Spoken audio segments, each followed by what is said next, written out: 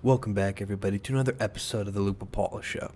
It's been a while since I've done a solo episode, but a lot of things have been happening, and a lot of things have been happening in the news, so we're going to get right to it. Owen Shroyer and Alex Jones, they've had a huge falling out, and the reason being Owen Shroyer suddenly, nobody really knows why, left InfoWars. I mean, completely left Alex Jones high and dry. I'm going to play this video for you guys. It's really interesting. I really like Owen. I love what he's about. I think I might like him more than Alex at this point, as just how it is based off of like what he talks about and his content and stuff like that. And he's really been critical of Israel recently. And so I'm not gonna really do anything justice. I'm gonna play this clip. This is about a 2-minute and 30-second clip, and we're just gonna hear it straight from the horse's mouth. So this is why Owen Shroyer left InfoWars. Here we go. Perfectly clear to Alex an hour ago. Now, I wanted to meet with Alex in the office tomorrow, and I told him that. I told him that last week after I left the studio. He texted me, and I said, Alex, let's talk next week. I said, I don't want to talk about it now. I'm done for the week. Let's talk next week. We communicated a little over the weekend, and then today I said, let's meet. Let's have a meeting tomorrow before your show, whenever you want. Let's meet tomorrow before your show, and maybe we can talk this out, work it out. And he said, no, let's just talk now.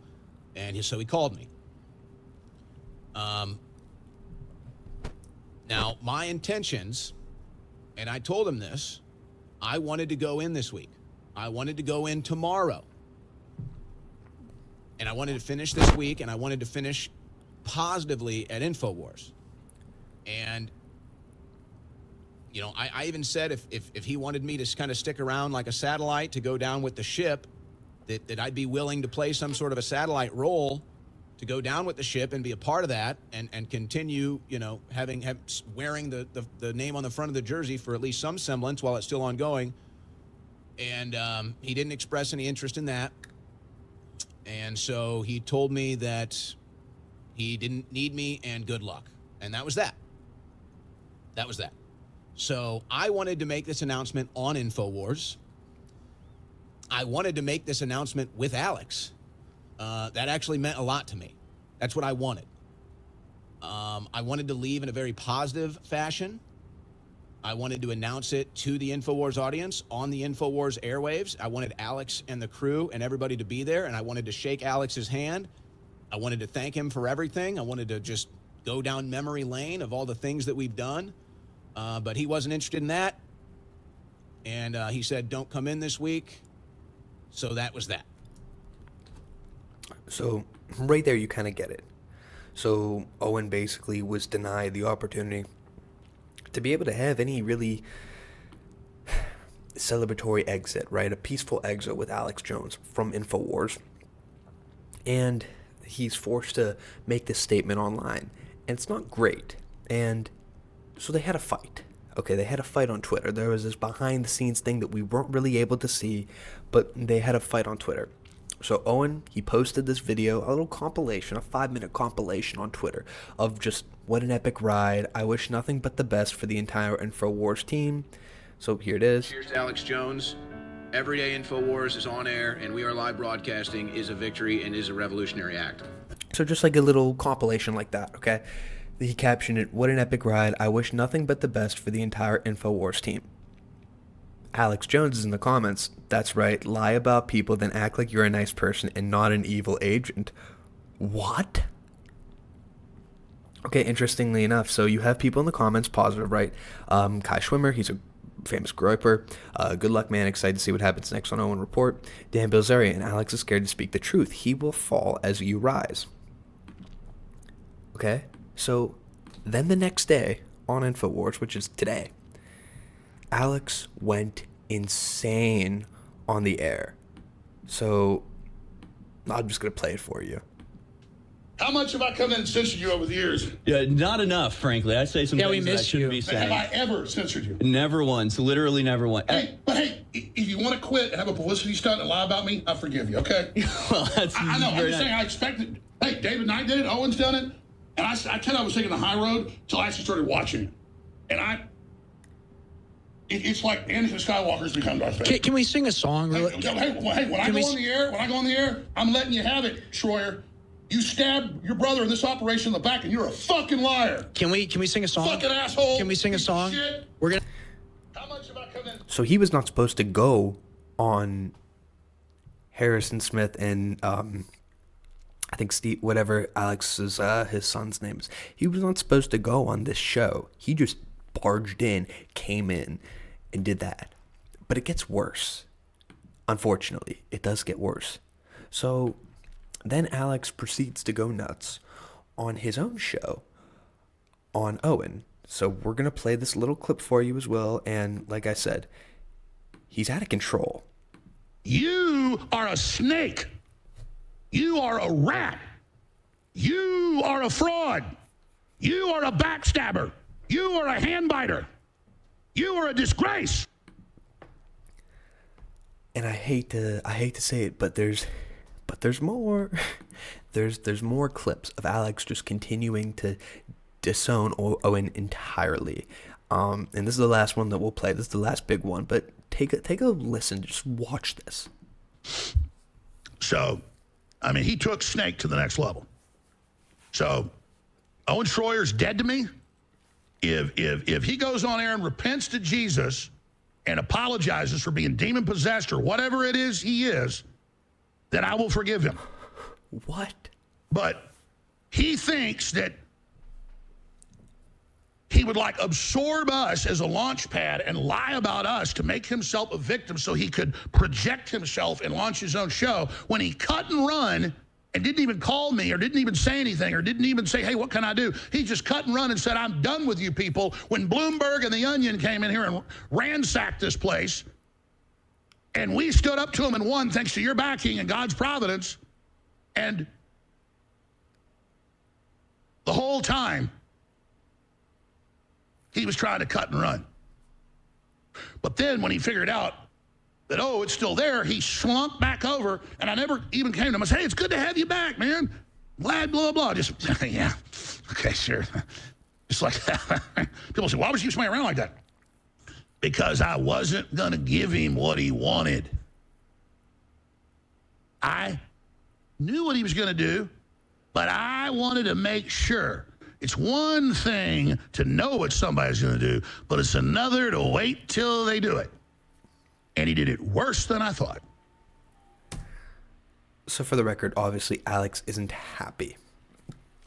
But from my perspective, what did he do that was so bad? If Alex is saying this, what did Owen do that's so bad? This is something that I really want to understand, because I don't understand this, unfortunately. Why does Owen going on X, going on Owencast, whatever he has, why is him announcing that he's leaving InfoWars such a problem? Because, yes, there were allegations that Alex was censoring Owen, but if you look, Alex has been really going against his points from 15, 20 years ago, where he's talking about there will be martial law, the government will use the military to carry out all of their actions. And regardless if you like it or if you don't like it, this is something Trump's doing with the National Guard, employing them in D.C., saying they're going to go to Chicago, saying they're going to go to New York, etc., California. And he doesn't seem to be giving any pushback, like none at all. Which, yes, he kind of needs Trump to win. If you listen to InfoWars, like he says, like he needs Trump to win because the Democrats are after him, and he's facing tons of persecution. And we're not taking that away from him. Like I really appreciate everything that Alex Jones has done, from just allowing people to see the globalists for what they really are and how evil globalism really is, and the elites, and exposing everything. Yes, he made the mistake with Sandy Hook, but he has been so accurate on so much. And yes, a little bit. What's a good word?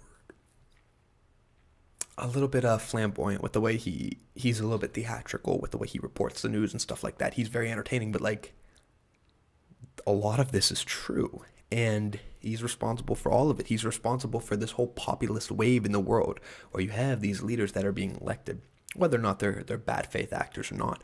They're being elected to try and instill some change, and they're, at least on their face, portraying this anti-globalist agenda. And Alex is somebody, for the most part, who is responsible for the mainstream consciousness, everybody getting privy to this information about globalism and all of the conspiracies about the elites becoming true. So he serves a very good purpose. But Owen has been getting very critical of Israel. And despite what you think about Israel, whether you're pro or whether you're for, this is obviously something that's in direct conflict with Alex Jones. He does have these CIA ties. And people like to explain away his ties and say, oh, he's not in bed with the CIA. He's not an agent of the CIA. But it is quite interesting, no? When you really think about it. And so, yeah, I mean, Owen has suffered because of this deep state shit too. Obviously, Alex Jones has suffered more than anybody close to Trump. But financially, he's ruined. He's done. He's doing something that he believes in. But some people don't think he's giving Israel enough pushback. And Owen now. Owen's just he's completely red-pilled. And he's very interesting to talk to, or to listen to, rather. And I prefer, actually, to listen to Owen, other than Alex. Because I think Owen is... I wouldn't say he's a better journalist, but I believe he tells the truth more. I believe he's more truthful. There's just no way to describe it, and you can debate that in the comments.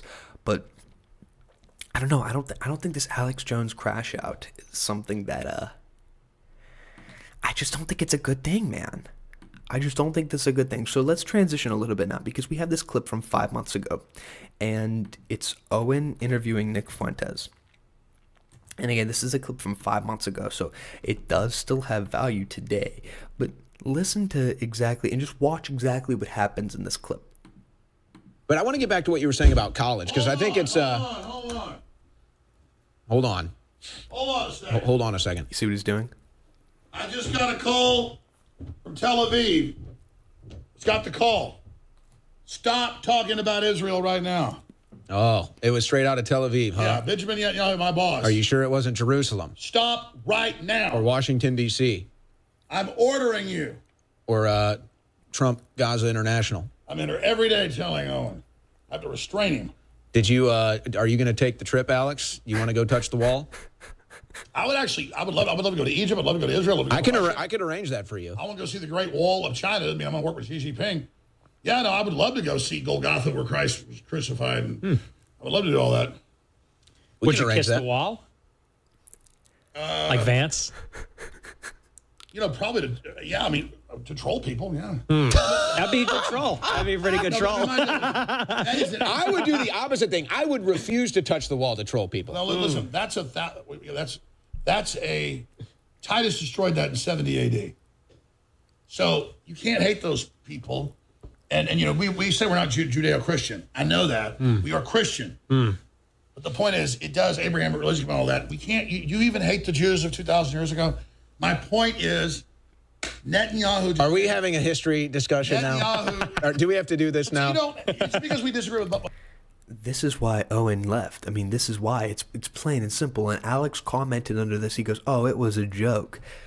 Okay. You literally interrupted Owen Shroyer's broadcast with Nick Fuentes, who, say what you want, he's right about the issues. He's right about Israel. And you could tell they're kind of getting close to it, and it's on your network, and so you might be controlled by Israel, you might be controlled by Netanyahu, so maybe you make it a joke, but you interrupt them and you say, hey, don't talk about Israel, don't talk about all the influence in this country. I would go to the wall, and I would kiss the wall as a troll. Whatever, dude. Like, if that's what you're going to do, if that's what you're going to play it as, whatever. And now he's crying. He's crying on social media, and he's saying, oh, Owen's a snake, Owen's this, that, he's a rat. Whatever. Whatever, man, we'll see. We'll see what happens with that. I just think, why make it this, like, oh, this us versus him thing, like, yeah.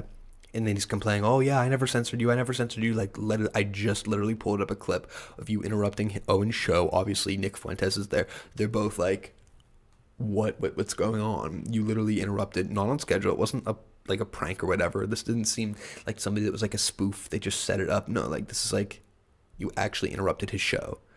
So yes, there's a reason why he left. And I guarantee you, man, Owen's going to blow up. He's going to blow up. Now that he's not limited by InfoWars and all the, I wouldn't say regulations, but I just have a feeling, man, that Alex was like really watching over his shoulder very closely. And when you operate like that, when you have somebody that's like micromanaging, it's never a good scene. It's never a good feel in any company if somebody's constantly over your back, especially if you're supposed to be a journalist and investigating the truth. It just doesn't make sense to me. It just doesn't. What do you guys think in the comments? Like, is this something that you support? Do you think that, Owen going independent, is this a good thing? Is he betraying Alex? Let me know, because I'm seriously, I want to know. But to transition again. To transition.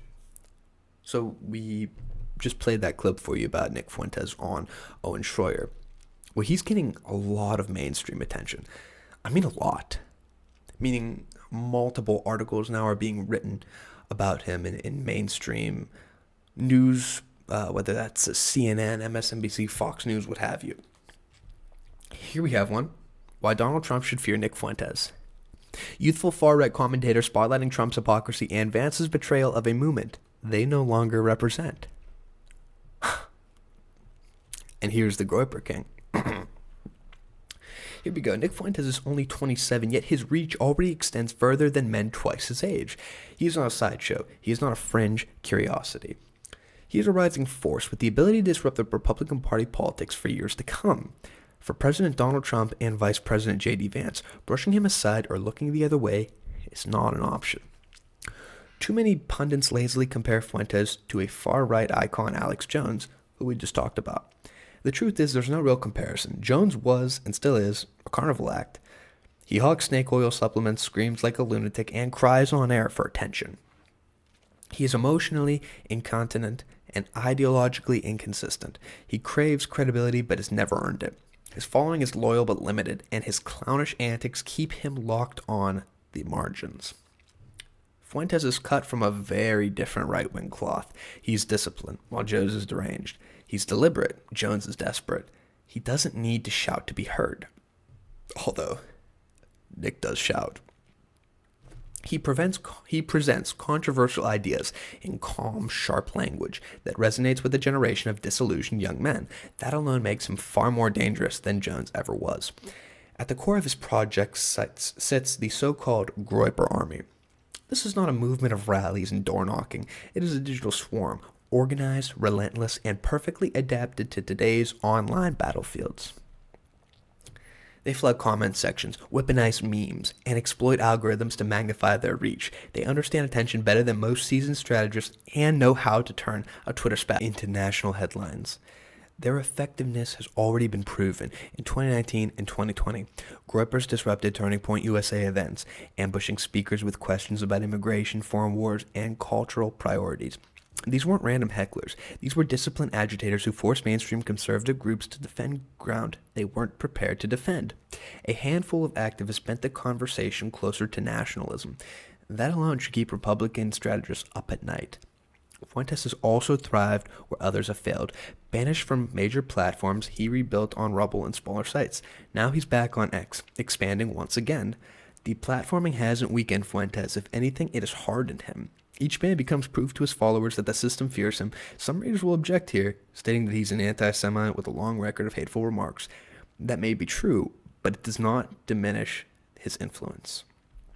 Fuentes speaks broadly to young men who feel cheated, discarded, and despised. These are not traditional Republican loyalists.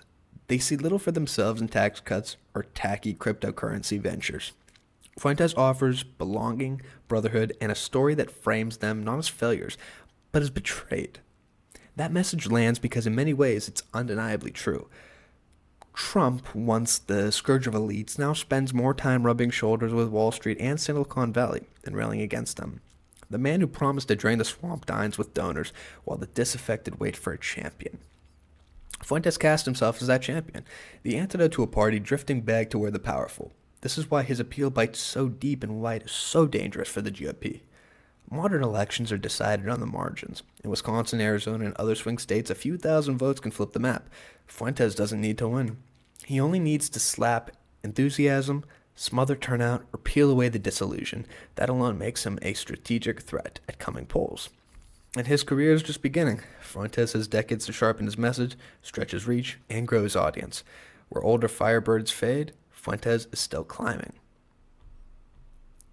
He is articulate, ambitious, and relentless. He shows no sign of slowing down. The Groypers are not amateurs. They know how to bend news cycles, spark outrage, and shame politicians who dare cross them.